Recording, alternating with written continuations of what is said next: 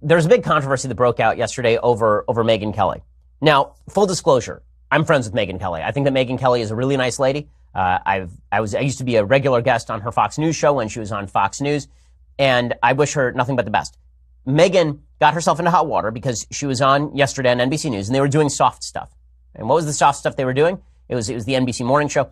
Well, the soft stuff that they were doing was they were talking about Halloween costumes. Well, this always gets into dicey areas because as soon as you start talking about limits on Halloween costumes and what should be allowed and what shouldn't be allowed, people get very easily offended by Halloween costumes to the point where people on the left have been suggesting in recent years that white girls shouldn't be able to dress up as Moana for Halloween. And we talked about it last Halloween. It's just idiocy. It's just idiocy. My daughter is going to dress up as any Disney princess she chooses. But Megyn steps into some pretty fraught territory here because she's talking about the use of dressing up as black folks for Halloween. And whether you can put on black makeup to dress up as a black person for Halloween. And here's what Megyn has to say. And this goes to the central contention I'm making today, which is that people are jumping to the worst possible conclusion about people's motives without actually analyzing what the motives are. So here is Megyn talking about Halloween costumes involving putting on black makeup or darkening your skin for a costume. And the blowback was just enormous. But what is racist?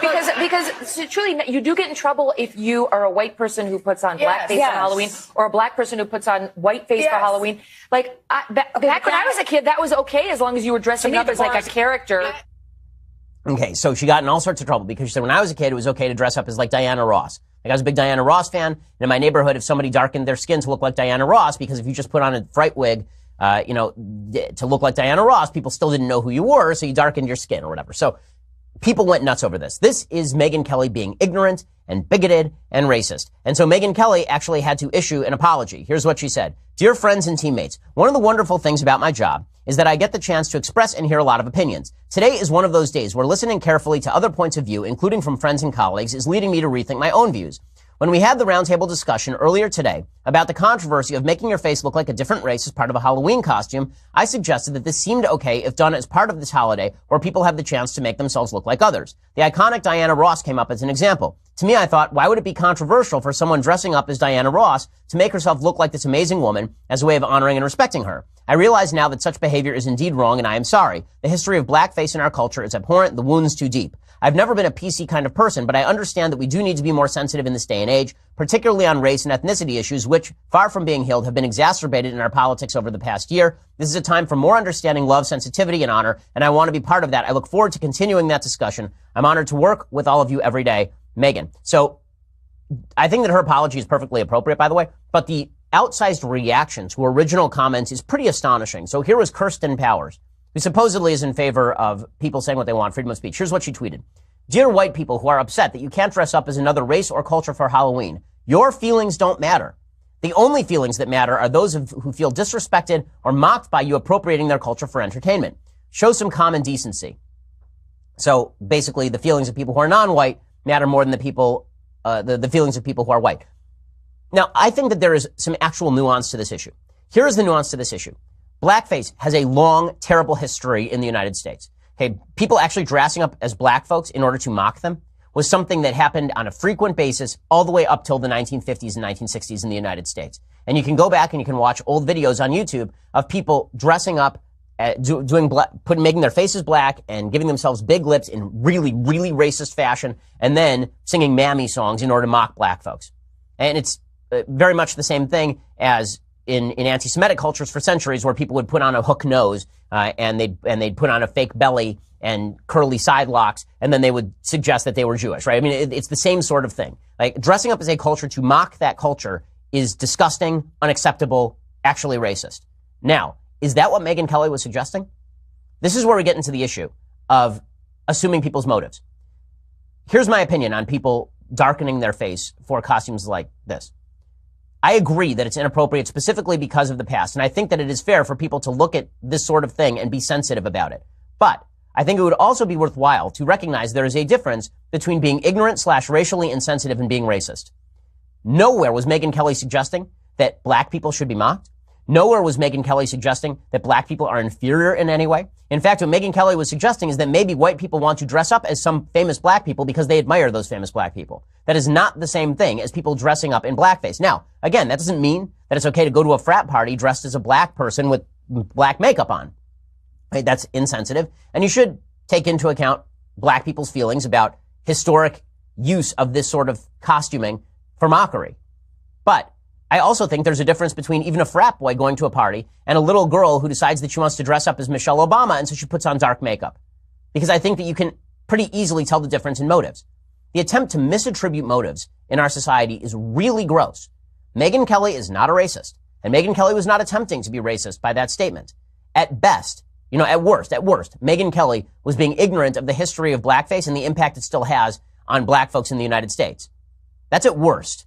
Okay, but there is no way that Megyn Kelly was actually suggesting it's okay to mock black people. That is not what was happening here. And yet, here is CNN's Don Lemon suggesting that Megyn Kelly actually is a racist because there's never been a time when blackface was acceptable. First of all, he doesn't know where she lived. He doesn't know what kind of parties she went to. Like, Don Lemon doesn't know that. So if his suggestion is that Megyn Kelly was a racist when she was 7 years old because she dressed up as Diana Ross and blackened her face for it, I would suggest that Don Lemon doesn't really know what he's talking about. He may know what he's talking about historically with regard to blackface, but again, there's a difference between darkening your face for a costume to praise an African-American person and darkening your face to mock African-American people. And again, I've said several times in the segment, I still don't think that you should do it to praise African-American people specifically because there are too many black folks who are going to look at that and say, well, maybe you're mocking me. Maybe the real reason you're doing that is because you're mocking me. So out of sensitivity, you shouldn't do that. But the attempt to immediately attribute the worst available motive to Megyn Kelly is really telling, and it says something about the nastiness of our politics right now. Megyn is 47 years old. She's our age. There has never been a time in her 47 years that blackface has been acceptable. There were all white people on that panel. There were no African Americans, no people of color there to say, hey, Megyn, not cool. Okay, so this is really, really absurd. Again, taking blackface seriously is fine, but misattributing motives is not. I'll give you an example. You want to know how we should deal with these issues? Really, how we should deal with these issues? The same way that Jamie Foxx deals with these issues. So Jamie Foxx was, is obviously an incredibly prominent black man in the United States, has made lots of money as a musician, as an actor, very talented guy. He's very close friends with Robert Downey Jr. A few years ago, he did a podcast with Joe Rogan. And in the middle of this podcast, the question of Robert Downey Jr. actually putting on blackface for the movie Tropic Thunder came up. Robert Downey Jr. was nominated for a Best Supporting Actor Oscar. There is no way, by the way, that even, I think, when was Tropic Thunder made? Maybe 10 years ago? 8 years ago? Maybe 8 years ago. In any case, there is no way that movie gets made even today because of the great sensitivity around identity politics. But here is Jamie Foxx's perfectly decent explanation of Robert Downey Jr. and how he feels about all of this. People have to understand where it comes from. There are real people out there that really mean you harm. Like outside of us. I mean, there's some real people who really don't like you. Whatever you are, whether you're black, you're white, you're straight, you're gay, whatever it is. There's some people who really don't like. We're the entertainment. And it's easy. We're easy targets. Okay, so when Jamie Foxx suggests you have to know where it's coming from, there are some people who are bad out there who don't like you, but Robert Downey Jr. is not one of those people. Why don't we start thinking of each other as people who probably could be friends if we would stop treating each other like garbage? Okay, Megyn Kelly is not going to a party dressed in blackface to mock black people. And it is kind of amazing how certain people get away with this sort of stuff because everybody assumes the best motives on their part. So, for example, Tom Hanks in 2004 was at a fundraiser. And at that fundraiser, there was a comedian who got up. His name was Glenn Frey. And he was actually making jokes while wearing blackface, right? He was actually darkened his face and he was wearing a fright wig. And Tom Hanks was cool with that. Okay, the controversy lasted about 5 minutes because Tom Hanks said, listen, that never should have happened. It was inappropriate. I don't know what was going on there. I understand people were offended. And everybody said, right, Tom Hanks isn't a racist. We know he didn't mean to mock black people. We know that he's not interested in somehow hurting black people. And everybody got on with their lives. But because we are interested right now in what can we pin people to the wall over, that makes for the worst available country, the worst version of ourselves. And that has to stop, whether we're talking about Megyn Kelly or whether we're talking about President Trump or whether we're talking about the attempt to nail people on the other side of the aisle in reverse. Okay, I'm going to talk. One of the things people love about you is you speak your mind and you don't use a politician's filter. However, that is not without its downsides, in particular when it comes to women. You've called women you don't like fat pigs, dogs, slobs, and disgusting animals. Your Twitter account? Only Rosie O'Donnell. No, it wasn't. Your Twitter account?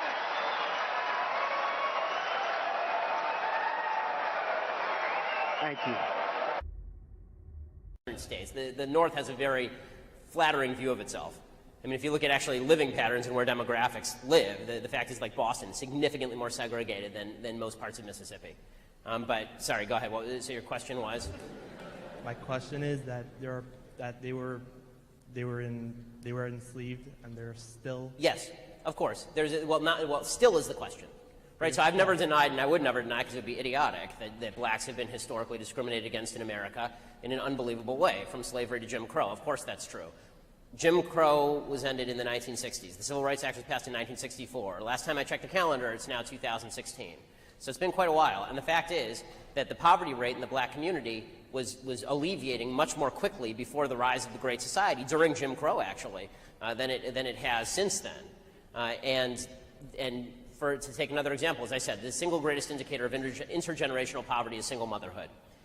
The increased rate of single motherhood is certainly not due to discrimination. And the proof of that is that during Jim Crow, the actual single motherhood rate in the black community was 20%. Today it's in excess of 70%.